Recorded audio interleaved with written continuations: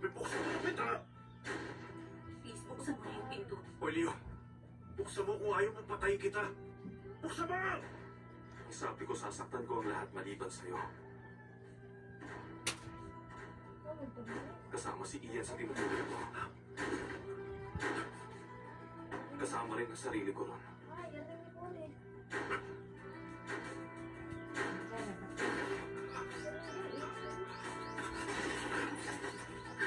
Emma, lumabas ka na.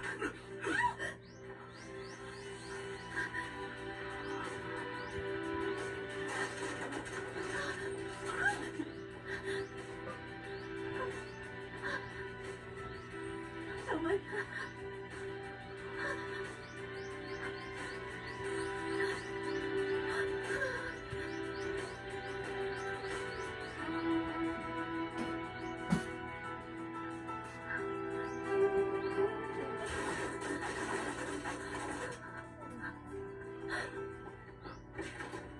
Diyan ka muna.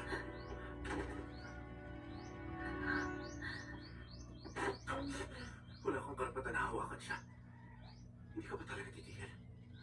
Ano pa ba ang gusto mong mangyari, Leo? Sabi ko, huwag mo guguluhin si Emma. Susundin ko lang ang sinabi mo kung lalayo mo na si Emma. Nilalaan na kita. Hindi mo kailangan gawin to. Bakit ba hindi ka nakikinig sa ibang tao? Sobrang sawa na ako. Ano ba anak mo? Wala ka bang balak tumigil? Ganun nga. Malayo nang narating ko. Hindi ko pinuntahan ang mama mo. Dahil gusto kong mahigitan ka. Dahil kapag nakikita kita, lalo lang ako nagsisisi.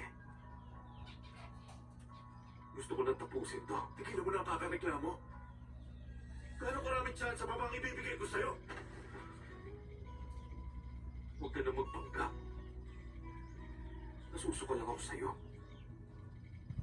Kapag sinubukan mong saktan ako, kahit nung pinahiya mo ang mami ko, o kahit nung iniwan ka ng mami mo, naging considerate ako. Alam mo, sa totoo lang, mas lalo akong naiinis kapag ginagawa mo yan. Hanggang ngayon, wala pa rin nagbago. Mahirap ka sa iba kahit na ikaw yung nasasaktan. Sobrang selfish mo.